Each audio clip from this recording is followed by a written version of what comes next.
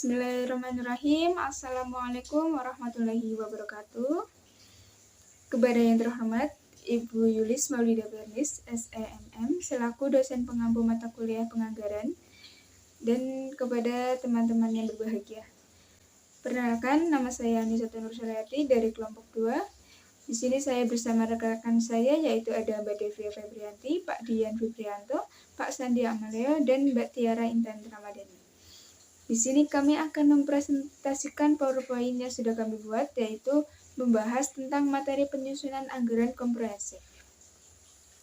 Ya, langsung saja ke materi. Yang pertama yaitu pedoman penyusunan anggaran komprehensif.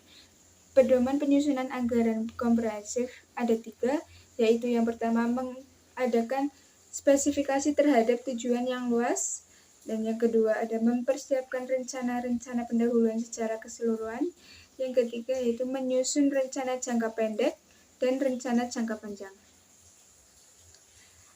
Proses penyusunan anggaran komprehensif ada 3. Yang pertama, kondisi keuangan perusahaan harus memadai sehingga perusahaan mampu menyusun anggaran secara lengkap dan menyeluruh. Yang kedua, mempersiapkan rencana-rencana pendahuluan secara keseluruhan. Yang ketiga, menyusun rencana anggaran jangka panjang dan rencana jangka pendek. Selanjutnya di sini ada contoh kasus. Di sini ada data penjualan, harga dan biaya pada PT Texo.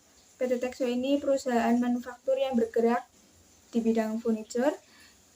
Dalam hal ini hanya satu jenis produk yang akan dianalisis, yaitu kursi pemimpin. Datanya seperti pada tabel yang telah disajikan, tabel unit penjualan dan harga pada tahun 1999 sampai dengan 2008. Baik, terima kasih Mbak Anisatun. Saya lanjut untuk materi selanjutnya, yaitu estimasi penjualan pada 2010.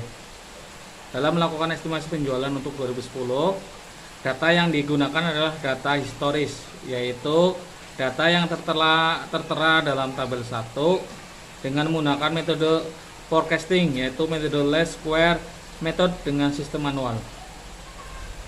Coba teman-teman perhatikan untuk tabel kedua. Di situ ada data dari tahun 1999 sampai tahun 2009. Dari tabel 2 dapat dimasukkan ke dalam rumus, yaitu AY sama dengan A plus B kali X, di mana A adalah jumlah Y dibagi N. Kemudian untuk B adalah sigma XY dibagi sigma X kuadrat.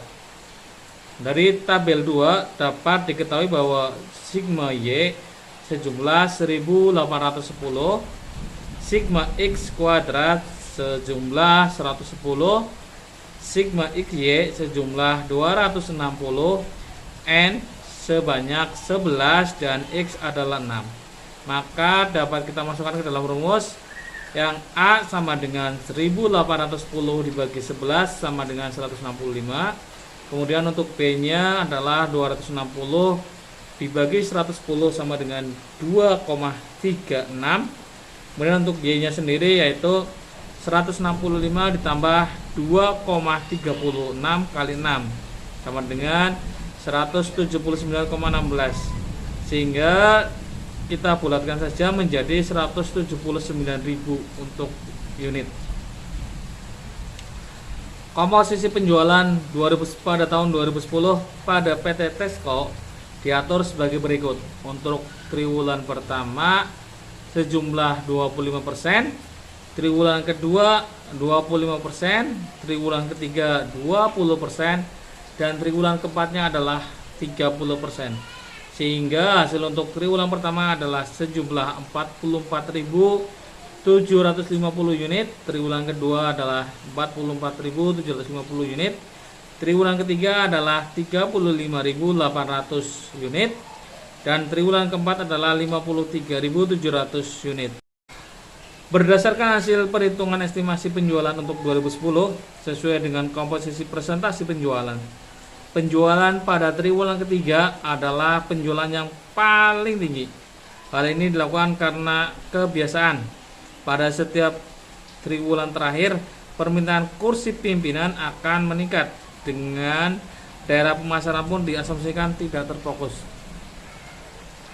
Yang ketiga adalah harga jual yang direncanakan pada tahun 2010.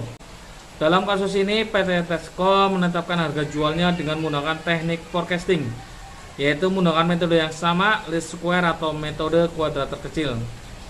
Untuk melakukan estimasi harga jual pada tahun 2010 akan digunakan data historis harga jual pada tahun 1999 sampai dengan 2009. Coba teman-teman untuk bisa memperhatikan tabel 3 untuk PT Tesco dengan perhitungan least square atau estimasi harga jual.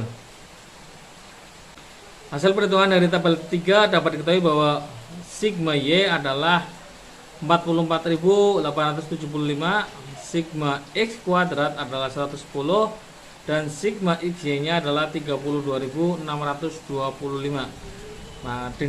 Maka dapat diketahui pula A nya adalah 4080, B nya adalah 291, dan Y nya adalah 5826. Maka harga jual untuk tahun 2010 diketahui sebesar 5.826.000 per unit, dibandingkan dengan tahun 2009 sebesar 5.500.000 rupiah, sehingga ada kenaikan sebesar 6%. Yang keempat adalah menyusun anggaran penjualan di tahun 2010. Anggaran penjualan merupakan rencana yang disusun secara sistematis tentang jumlah barang yang dijual, harga jual yang ditetapkan, dan daerah pemasaran tertentu pada masa mendatang. Dalam hal ini daerah pemasaran tidak terfokus pada satu daerah pemasaran saja. Untuk kasus ini, jumlah penjualan yang direncanakan untuk 2010 adalah sebesar 179.000 unit, dengan harga yang telah ditetapkan sesuai dengan hasil estimasi adalah sebesar 5.826.000 per unit. Monggo silakan teman-teman bisa memperhatikan untuk tabel keempat di PT Tesco. Pada tabel 4 dapat dianalisis total penjualan dari triwulan ke triwulan. Dari triwulan ke-1 sebesar 2.607.135.000. Maaf, saya ulangi. 2.607.135.000 untuk triwulan kedua sebesar 2.607.135.000, dan triwulan ketiga adalah 2.085.708.000, dan untuk triwulan keempat adalah 3.128.562.000 rupiah. Komposisi persentase penjualan triwulan keempat adalah tertinggi, yaitu 30%. Karena pada triwulan keempat ini permintaan pelanggan produk kursi pimpinan adalah yang paling tinggi.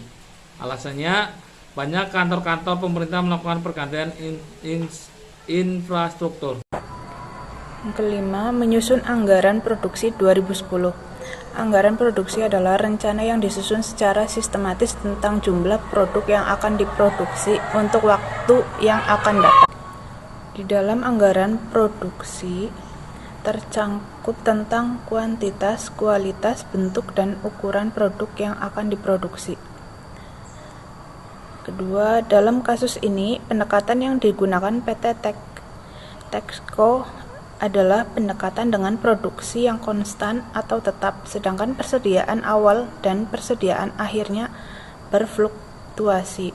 Ketiga, diketahui persediaan awal 150 unit sedangkan persediaan akhir 100 unit, dan berdasarkan hasil penyusunan anggaran penjualan diketahui 179.000 unit. Formula untuk menyusun anggaran produksi. Di sini ada keterangan dan jumlah unit. Pertama, rencana penjualan. Jumlah unit 179.000. Persediaan akhir 100. Jadi 179.100. persediaan awal 150. Anggaran produksi menjadi 179.950. Jadi jumlah produksi 2010 pada PT Texco adalah sebanyak 178.950 unit. Sedangkan produksi bulanan sebanyak 178.950 unit per 12 bulan, sama dengan 14.912,5 unit, sama dengan 14.910 unit. 6. Anggaran biaya bahan mentah. Anggaran bahan langsung adalah anggaran bahan yang secara langsung mempengaruhi proses produksi dan dapat diidentifikasi dalam hasil produksi. Anggaran bahan langsung terdiri dari anggaran kebutuhan bahan, pembelian bahan, dan biaya bahan.